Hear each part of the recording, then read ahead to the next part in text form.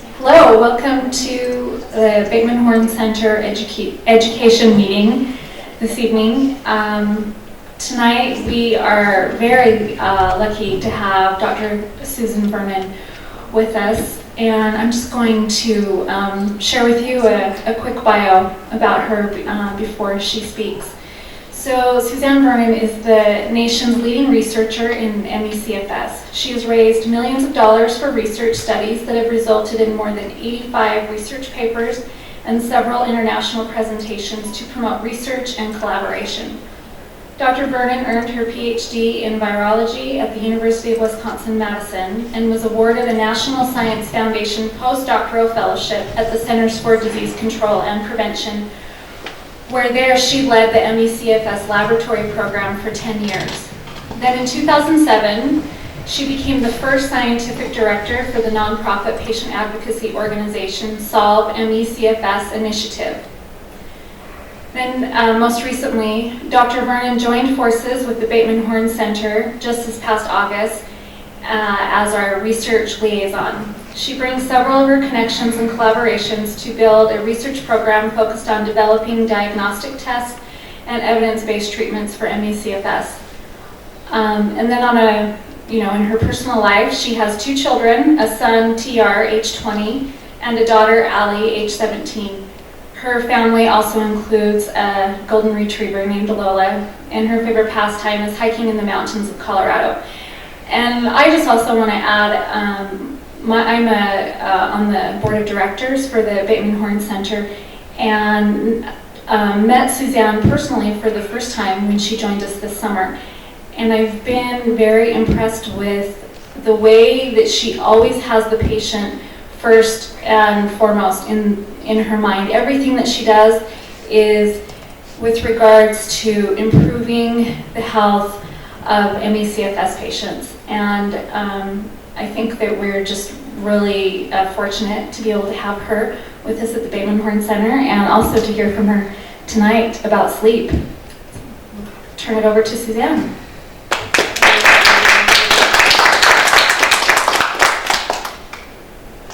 Hi everyone, thank you very much for the opportunity to come and talk about sleep, which, as you will hear in just a little bit, is now one of the diagnostic criteria for ME/CFS, and one of the symptoms, physiologies that we are going to really tackle and quantify at the Bateman Horne Center.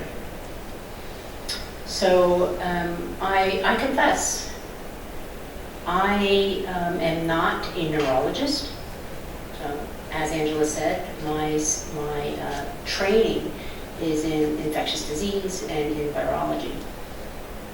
But also, as you will see, sleep is really still quite a mystery. So I don't feel bad at all about not being a sleep specialist. And actually, I feel kind of good, because not being a specialist, I'm not constrained or confined to make sure I'm saying things that are the current dogma. I can really be free to explore, which is fun and refreshing. One of the things that I'd love to do is try to connect a lot of disparate dots. That's what I've done throughout my career, whether it be with bringing in investigators with varying expertise, and then trying to bring this disparate information and data together to bring a complete picture. Because as we know, with any of these complex, medically unexplained diseases like ME/CFS or fibromyalgia, it's likely not just one thing. It's likely not just one system. And you will also see that in the talk. So I'm going to talk about sleep. I gotta see if I can make my little thing bigger here. I can't.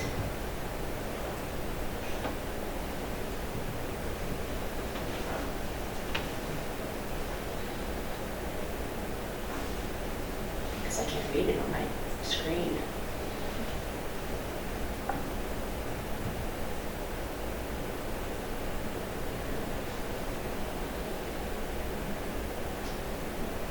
I'm going to turn back and prompt myself about what I put on the presentation.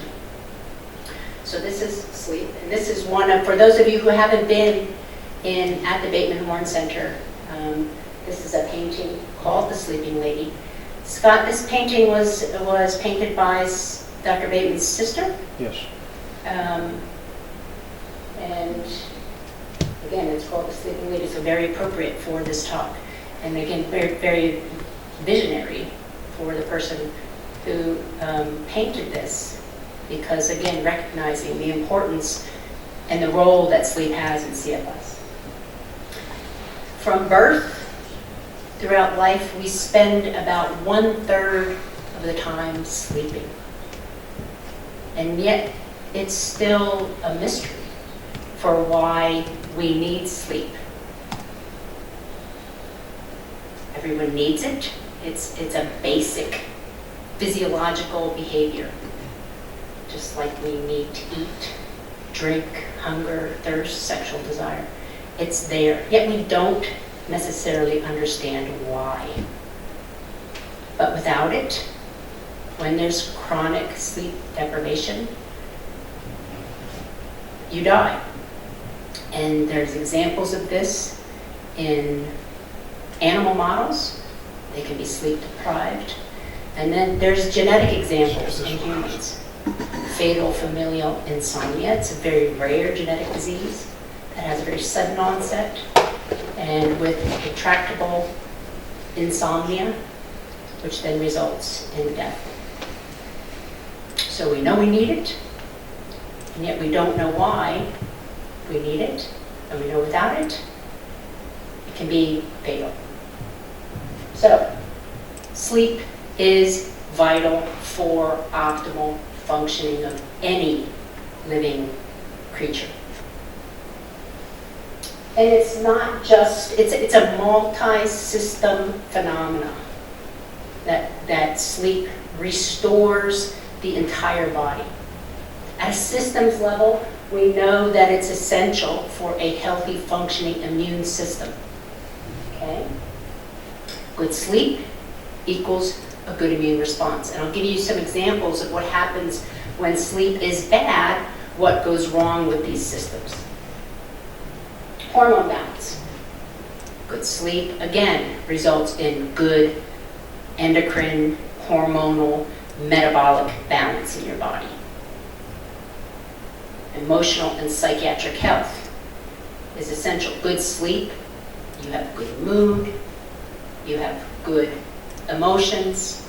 Life is good when you have good sleep. Learning and memory, we know that good sleep is essential in order to be able to stabilize memory, to enhance and strengthen learning and those memories that are important to continue to function cognitively in a healthy way. And then this is the cleaning the toxins from the brain is one of the more recent findings, that sleep is essential for really a clean sweep every night. We think that, sleep is this state of not much action happening, but it turns out that during sleep, the brain is crazy active doing this cleanup duty.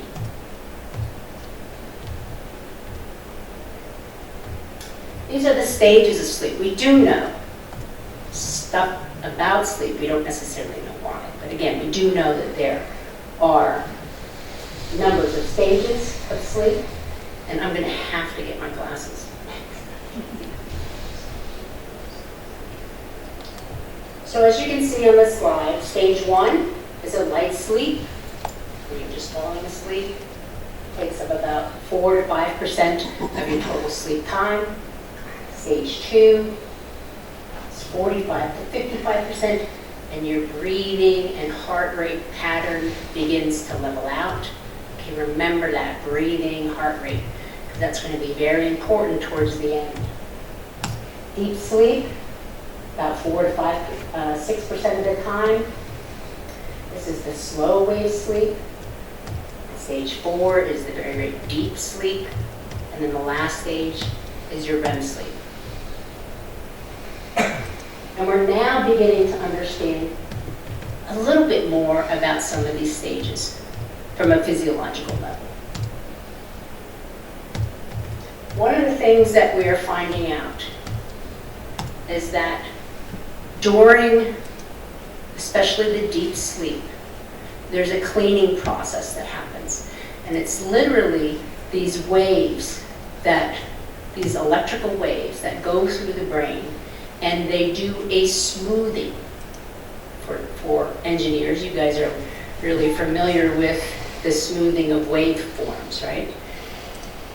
This smoothing has the effect of allowing the important signals of the day to be enhanced, and the chatter that we experience in the day to be somewhat diminished. Again, making the signals that are important, that need to be strengthened, enhanced, and stabilized, and the rest of the chatter that's not so important to overall function and memory be diminished. That kind of looks like this. If you picture this as the noise during the day, the important stuff, the signal kind of gets buried in all of that chatter. After a good night's sleep, this is what happens. Those important signals are enhanced. That's a good night's sleep. That's when you go through all of those stages and you have that deep sleep and you have your REM sleep. Okay? Remember that word, good sleep. What happens when you don't have that good sleep? What happens when you have insomnia? What happens when you are deprived of sleep? Most of the sleep deprivation research has been done in acute sleep deprivation settings. Okay, so in other words, they'll deprive the study subjects of sleep for 24 hours or 48 hours.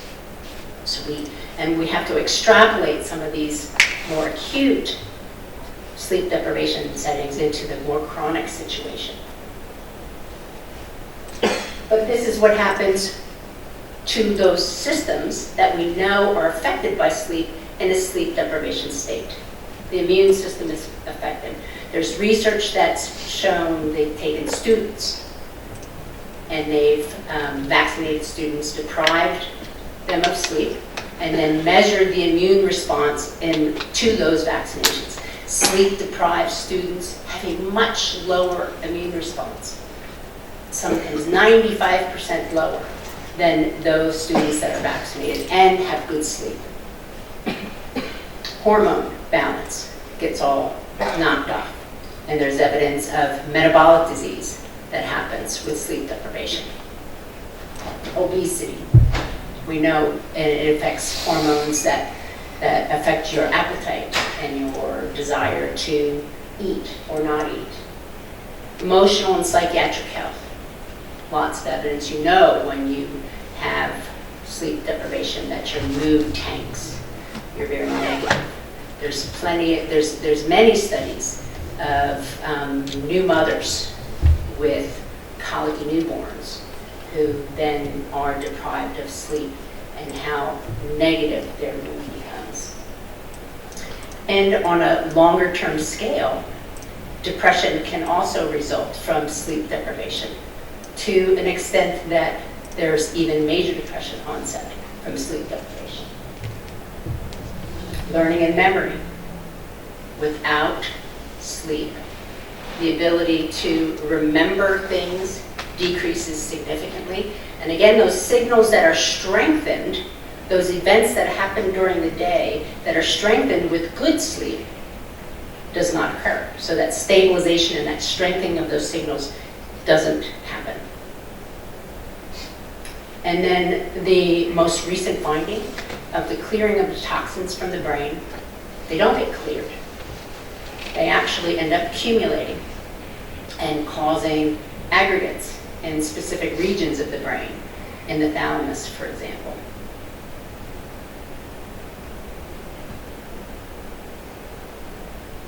So sleep loss, sleep disturbances affect a number of body systems, both acutely and chronically. Metabolic, central nervous system, endocrine, inflammation, the autonomic nervous system. All of those are affected by sleep. Now those systems should be familiar to those of you with ME/CFS and fibromyalgia, right? We have evidence of metabolic disturbances in people with ME/CFS. We know that there's neuroinflammation in the brain in people with many chronic disorders, including ME/CFS. Endocrine disorders in ME/CFS, we know that there's low cortisol occurring.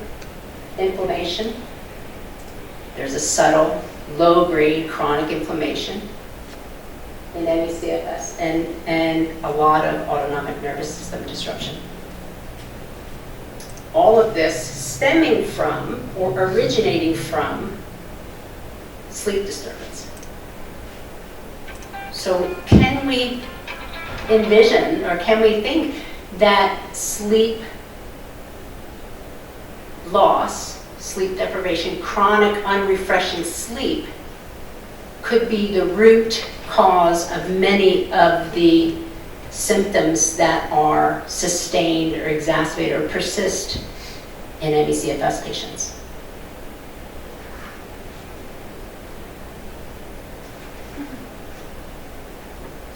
So that leads me to, I think, the real insight and importance of this report that came out of the Institute of Medicine.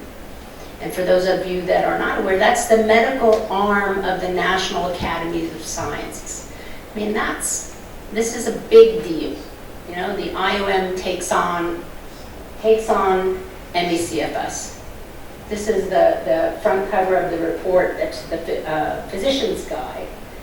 And what this committee did, and Dr. Lucinda Bateman, who is the Chief Medical Officer of the Bateman Horne Center, was on this committee, which had 16 committee members, 8 of them with expertise in ME/CFS, and then 8 with expertise in various disciplines, like neurology and infectious disease.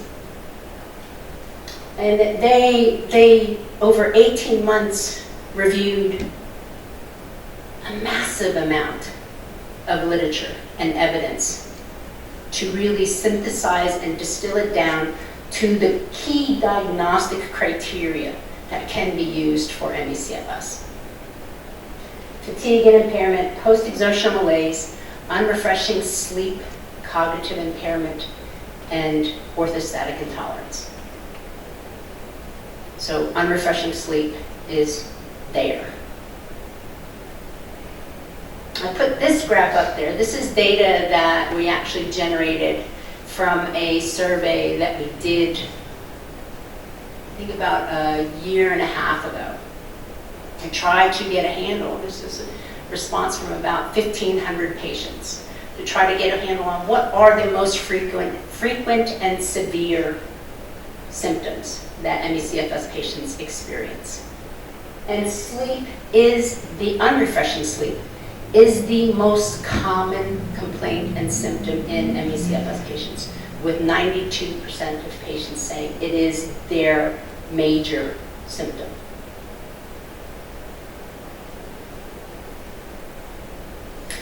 That is the reason why our research program at the Bateman Horne Center is going to focus on unrefreshing sleep, using that IOM report, the Institute of Medicine report, as our roadmap, our strategic guide on how to really begin to objectify those criteria so that physicians anywhere can actually use them and quantify them and give us clues to the underlying mechanisms that are actually causing that disturbance. Also, thinking about this chart, we have the potential, if we're able to understand unrefreshing sleep, what's causing it, we have the potential to impact those other factors. Fatigue and its effect on function, post-exertional malaise, cognitive impairment, and orthostatic intolerance. All of those can be impacted by unrefreshing sleep.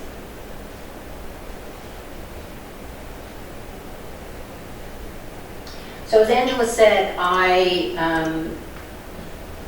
am honored to now be working with the Bateman Horne Center to really set up a world-class research program right here in Salt Lake City. We're going to combine that with her clinical care and population, as well as continue to educate not only the patients, but physicians and the medical community at large about the kind of research and clinical care that we are doing in order to make a difference and make progress. When I joined, we posted this on our website, and the latest news: two of the nation's leading CFS experts partnered to quantify disease.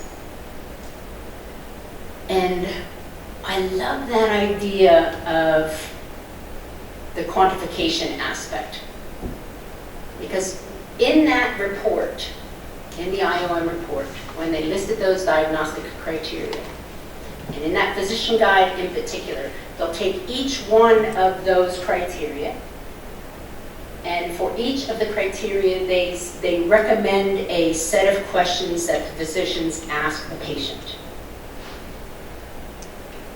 So what we're going to do with quantifying this, using the research approach that I'm going to talk about now, is we're hopefully going to make questions obsolete in a way, or more specific, more exact, and hopefully be able to use technology that can actually quantify what is it about the sleep that makes it be unrefreshing, that makes it be non-restorative.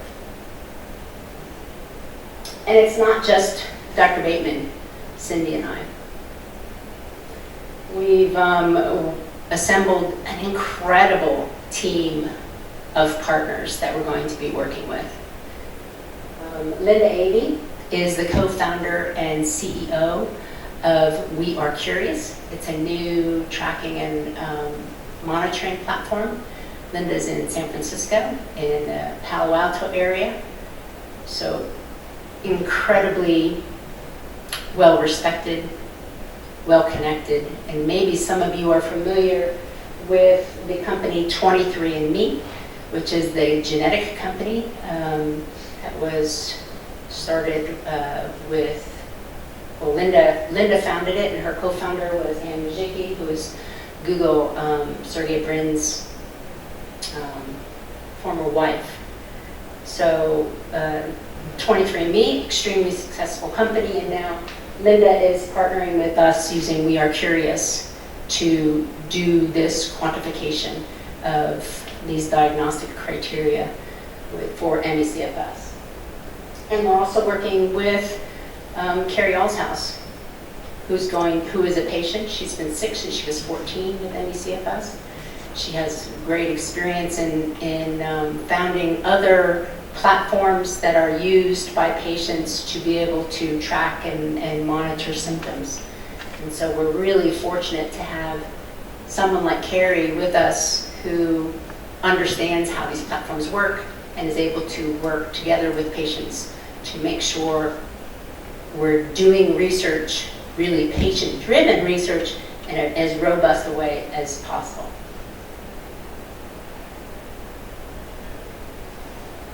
So it's like kind of a funny little cartoon there. Kind of funny. No rest even after counting the whole flock.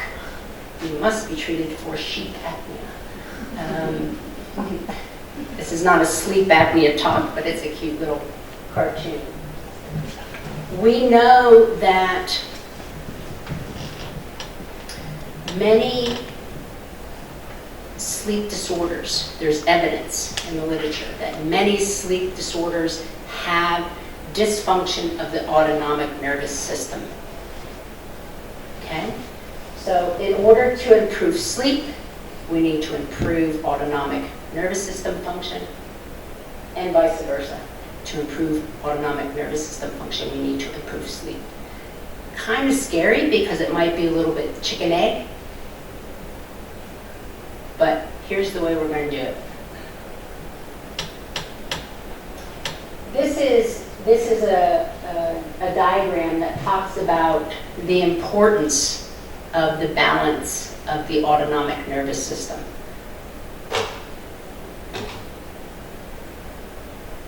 Is there pointers, Scott? No pointer? No. Oh, yes, I can use this. Okay, maybe. Here it is. Okay. So over here.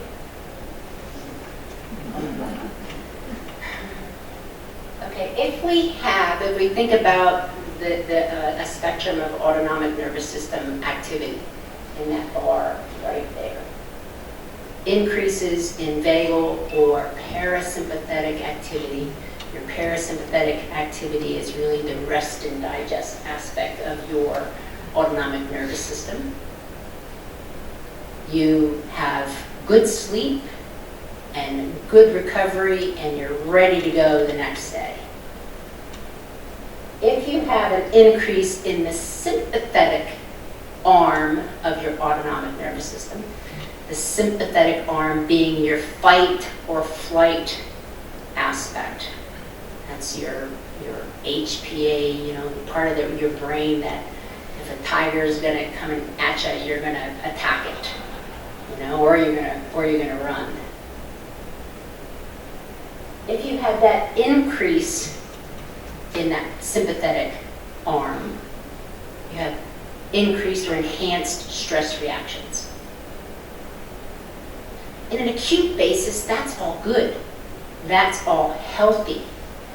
But if you have chronic sympathetic increase, chronic stress activation, what happens is the autonomic nervous system modulation is no longer adequate.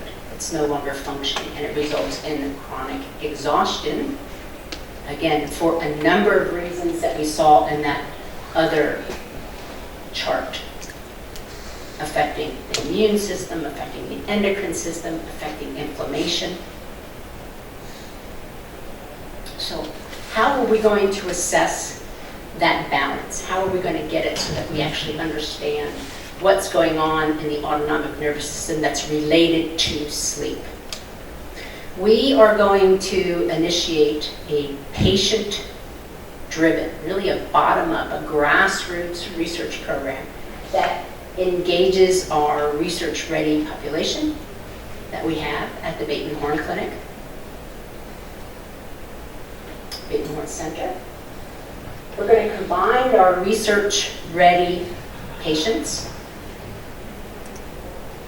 with the We Are Curious platform, okay, which is right on your phone, right on an iPhone or your Droid or your computer. And we're going to combine that with a wearable device. How many of you are familiar with Fitbits or Ups or any of that kind of stuff? Okay? Everybody is. This is a ring. Okay? It's the first of its kind. It's literally a computer in a ring. It's remarkable. And it assesses sleep. It actually assesses the whole 24-hour cycle. And it incorporates a number of different parameters. The hardware in that ring, I didn't bring a picture of what the actual hardware looks like, but it's a series of circuit boards, chips in the ring that have little sensors that actually pick up the blood flow parameters right in this part of your finger. So the ring the data from the ring, you guys know, you all have these devices. You can dump it into your phone and see what's happening. The ring talks to the Curious platform, and what I'll show you in just a little bit, Curious also incorporates all other types of data, nutrition data, any other kind of data that we are interested in tracking, which we think is important in understanding unrefreshing sleep. And what that will get us is quantifying what is really going on in unrefreshing sleep in ME/CFS. So let's just go a little bit deeper into these components. So we have our research-ready participants, which is super important. I'll give you a little number. Clinical trials, the biggest bottleneck for a successful clinical trial is actually getting the patients into the clinical trial. It's also the most costly aspect of any clinical trial. With the average cost for recruiting and getting a patient through a clinical trial, $25,000 per patient. It's huge. It's huge. So what we have at the Bateman Horne Center are already more than 500 patients of about the 1,500 that are being seen at the Bateman Horne Center that have agreed to participate in research and are actively currently participating in research. There's a number of pharmaceutical studies going on already. And just in the month and a half that I've been with the Bateman Horne Center, we've been able to attract 2 new academic collaborations happening at the Bateman Horne Center. And what that illustrates is that kind of if you build it, they will come. Once people realize that there's this research-ready opportunity for them to access and work with patients to solve a problem, they in fact do come. So very exciting. In my previous position, we had a biobank and access to patients. And in 4 years, I was able to attract 10 investigators to come and do research on ME/CFS. And these were remarkable investigators from Harvard, from Columbia, from the University of Alberta. These were big mucky-mucks, pretty good, actually really good investigators. I just found out that what was announced last month that one of the investigators that we work with was just awarded the Lasker Prize, which is one of the ways to, that's one of the pools that's also used to select for Nobel Prizes. And one of the other investigators was also a Lasker awardee for discovering hepatitis C virus. So scientists are incredibly curious, and if you provide the kind of access, they will come. So very excited again, mostly to be working with a remarkable bunch of patients that are ready to participate. This is what one of the windows of Curious looks like. It's static. This is actually very dynamic when you're looking at it on your phone or on your computer. But there's the really neat thing about Curious is you can drag and drop tags. This one shows, pretty simple, this one shows 3 different tags. Okay? Hizentra is in the little spikes. That's a subcutaneous IgG injection. The purple is the individual's energy level, and the blue is pain that she was experiencing. And what that shows, as she was tracking this over time, just these 3 tags, there's a lot more, that with treatment, her energy level increased and her pain decreased. The important thing about this is the kinds of patterns that can emerge based on what it is that you're measuring. And platforms like this allow you to assess and track any number of things all at once, to see things that you might not have thought were important before. What we will be able to do with Curious is then to bring in the data that is being gathered off of the ring. This ring is simple.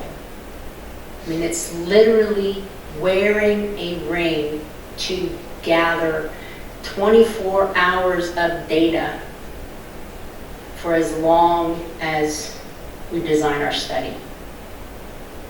Here's another little number. One sleep study, one formal polysomnography study, if you go in overnight for a sleep study, anybody know how much that costs? $3,000? It's $10,000. So it's a pretty hefty cost. There are also home sleep studies that some can have Holter monitors and some can have the various types of CPAP detection to detect sleep apnea, and those are still pretty costly, around $1,000. Okay, so now we're going to be able to generate data from a ring integrated with a platform from Curious. The ring costs, just finished up its Kickstarter campaign. You could get a ring for $195 off of the Kickstarter campaign. And so just think about that, $195 for days of data. Days of data. The ring was actually developed over about the course of 3 decades. The guy that developed the Holter monitor is one of the engineers that worked on the ring, the technology for the ring.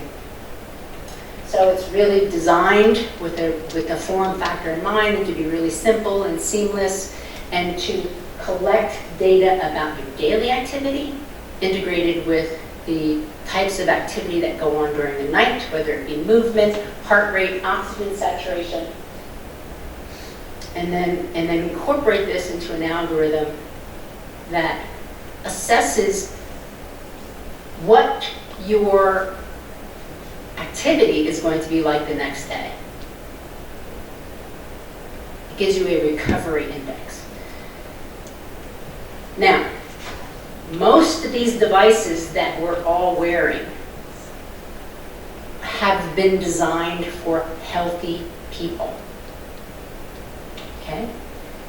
These algorithms were designed for healthy people, or with healthy people in mind. No one has used a device like this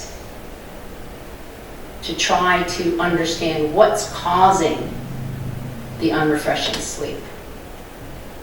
And so what we are going to do is actually do a pilot study with about 20 to 25 patients.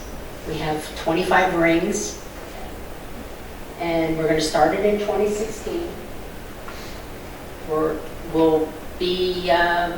It'll be a group design. The patients will be participating in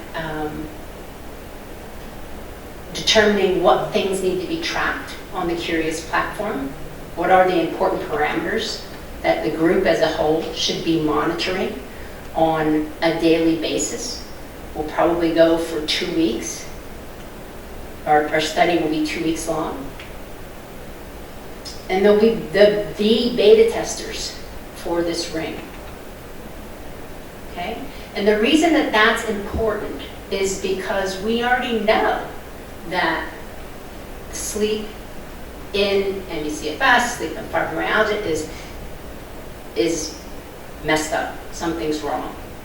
So the algorithm that are designed optimized for healthy people are going to have to be readjusted. Okay?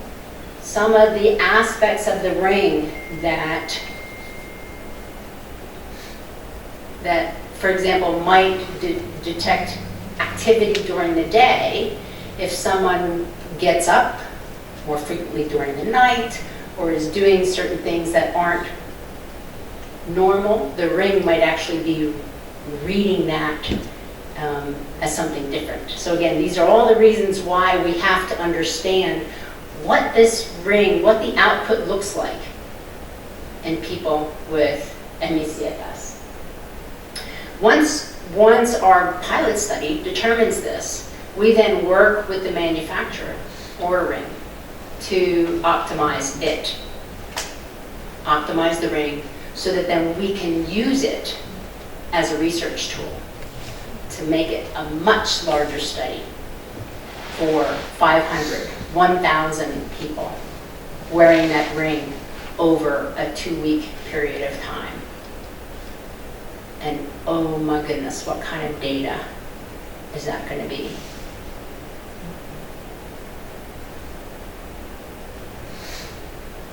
So that's what I have to say about sleep. I think it's exciting. I think there's incredible opportunity. It's a time in science and medicine where we have the opportunity to be incredibly innovative. Technology has allowed us to really be participants and parts of the solution. We're breaking paradigms in the way research is done, and I just love to be part of that. I'm happy to entertain any questions. Will there be an upper age limit in terms of the age of your study participants?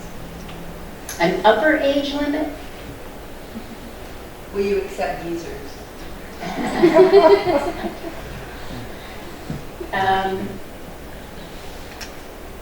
That's a really good question. That's a really good question.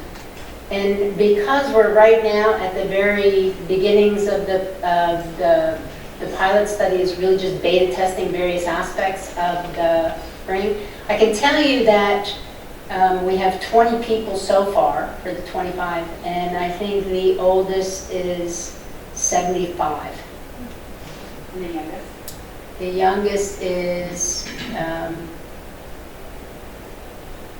right now I think the youngest is 25. And I think that's a really good point, because especially now in the beta testing realm, we're going to want to know, you know, if the skin thickness is different, the bone structure is different, how all that's going to really affect the functioning of the ring. It is going to be compared to a baseline, because a 25-year-old in general baseline will have a different sleep pattern than The larger study will have healthy controls. Yeah, normal controls. We're not for this one. We're really trying to focus on because we do have a big database of healthy, normal people using the ring now and using Curious.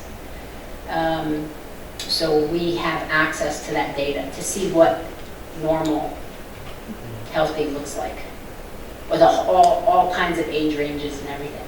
But that's a super good point. Well, this is really interesting because we've kind of just been doing our unofficial Fitbit sleep study. You know, me having CFS and me being the healthy control. And just comparing our sleep patterns just on Fitbit, and I don't know how accurate this is, you know, as far as what it's really telling me about sleep, but the difference in the two is really, really significant. Really? Yeah, I'm in bed for like 12 hours and I'm getting maybe 5 hours of what Fitbit considers sleep. And the rest of the time I'm restless or awake. Where he is sleeping, he's in bed for 7 hours and he's getting pretty much 7 hours of sleep. So my prediction is if you were wearing a ring, your recovery index, which you would get in the morning from the ring readout, would be, your 95% on a scale from 0 to 100.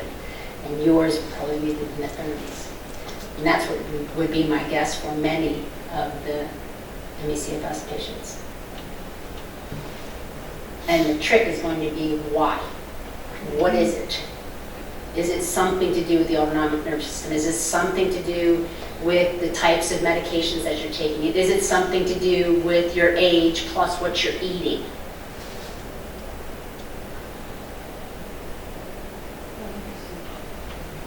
For those that are taking sleep meds, will that affect the study, or is that just one of the things that you track? Can you repeat the questions? So for those that are going to be participating in the study, what about sleep meds? So initially for the pilot study, we're not taking that into consideration. This is really to try to figure out, optimize the ring for research.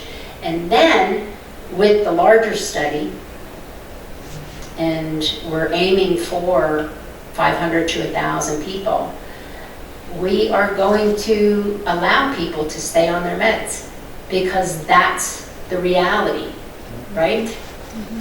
That's really, they're on medications and they still have unrefreshing sleep. So that's part of the, that's part of the picture that has to be taken into account.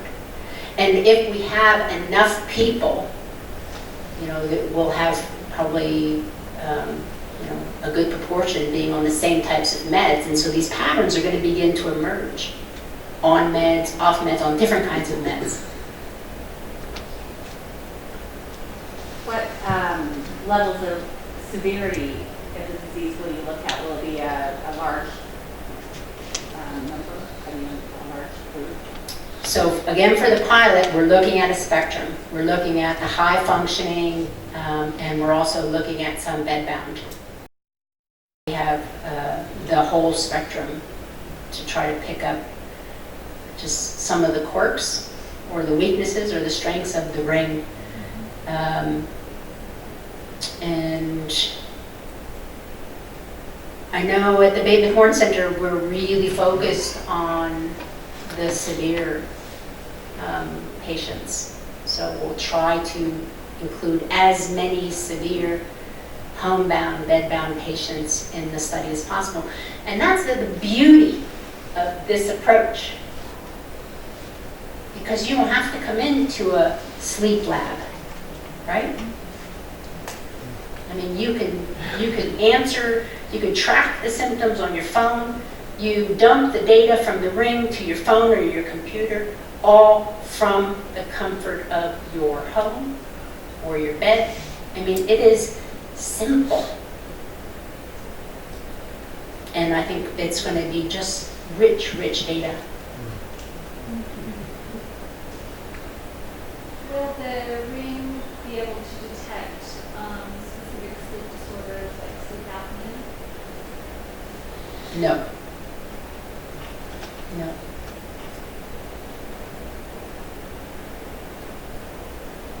So it doesn't, it's not a diagnostic tool. Okay? But will it pick up, for example, I have sleep apnea, but I'm not on sleep apnea machine yet, but I'm on. Will it pick up those breaks? Yeah, I see what you're asking. So they've compared the data output from the ring to a formal polysomnography, and they almost overlay one another. So it's very similar. So a sleep specialist would be able to see those types of specific diagnostic sleep apnea signs, I would imagine. But that's an interesting point too. I wonder if the individual is going to be able to begin to recognize these patterns, which because we finally have the data, right?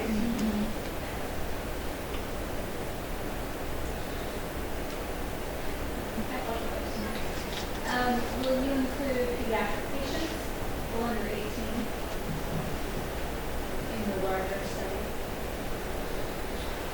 yes, there's no reason not to. There's no reason not to. Again, that's the beauty of being able to do this kind of research. So it's not invasive. And,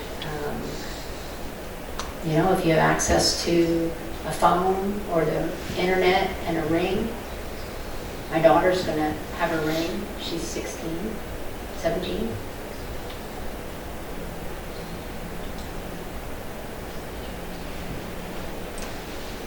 So we're going to chip away chip away one diagnostic criteria at a time. And my hunch is that by tackling sleep first, we could potentially impact several of the other diagnostic criteria, which would be so very exciting. And the other amazing thing is that this IOM report came out in February of this year, of 2015. And it creates a very important strategic roadmap for research too. It's a diagnostic manual, right? It's for clinicians, but what it does for researchers like me is it creates the perfect roadmap where we can really pair powerful research with clinical medicine. And there is no better place to do that than some place like the Bateman Horne Center.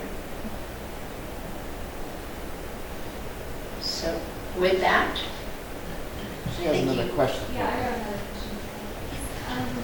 In terms of logistics, maybe we haven't gotten this far yet, but will the Bateman Horne Center Research Department purchase those order rooms and then mail them out to the participating patients, or is that how that works?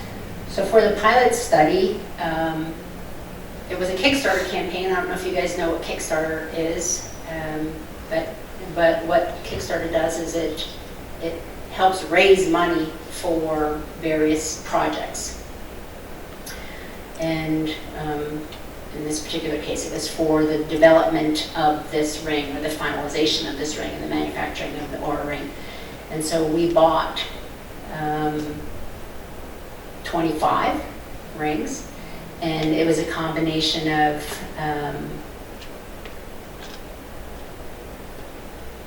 people buying it themselves that wanted to participate in the research. So Carrie and I and Cindy and Linda identified people that we thought would be good beta testers, that are familiar with devices, that are familiar with tracking and monitoring. And some of them bought 2 rings, and some of them bought batches. And so hopefully what will happen, if we get the ring, if we determine, if the pilot study determines that the ring is going to be important for research in unrefreshing sleep, then we will launch another Kickstarter campaign that is specifically for optimizing the ring for studying disease. Okay, and then it becomes deeply discounted price.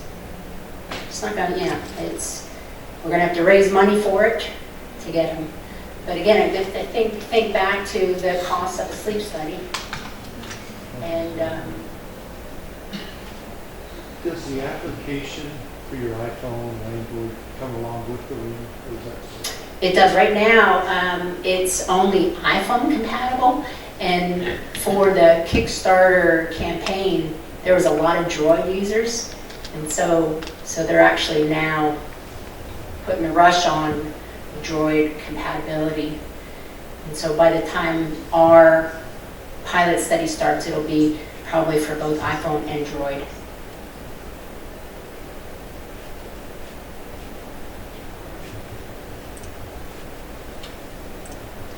Thank So you. how do you go about raising the money? for, You said you had to raise money for it. How do you approach that?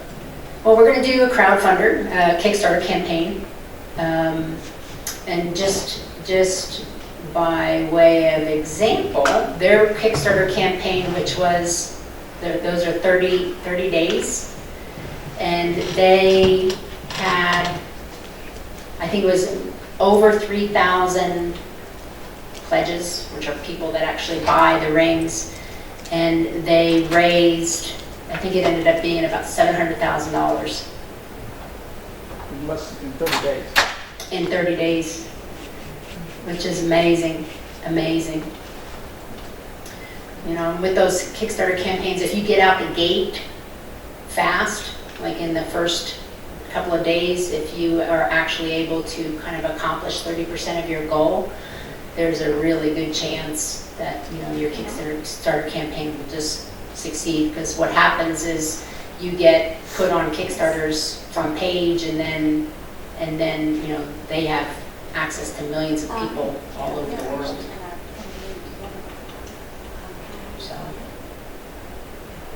So that way, and also, you know, donors, and I think what's going to be really important is the pilot study, when we actually show that it can be a research tool, and then we're able to also partner with academics and to go after, you know, federal agency money like the National Institutes of Health, incorporate this into grants. So this might be a stupid question, but when you're, so you gather the research, and then how will that help define the solution to the problem? Will it identify what the problem is? Is that what the research does? Yep. Yes. So let's hypothesize that it's something about the autonomic nervous system that is causing the unrefreshing sleep. And we're going to be able to detect that by doing this 24-hour day monitoring.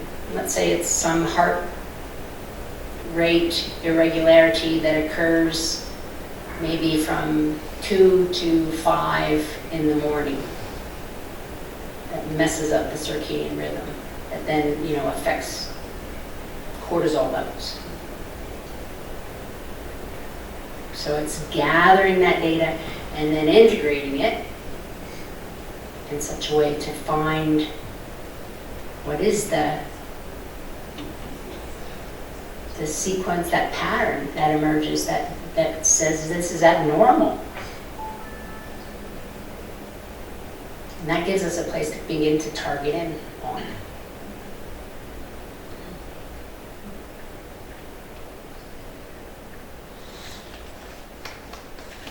Yeah.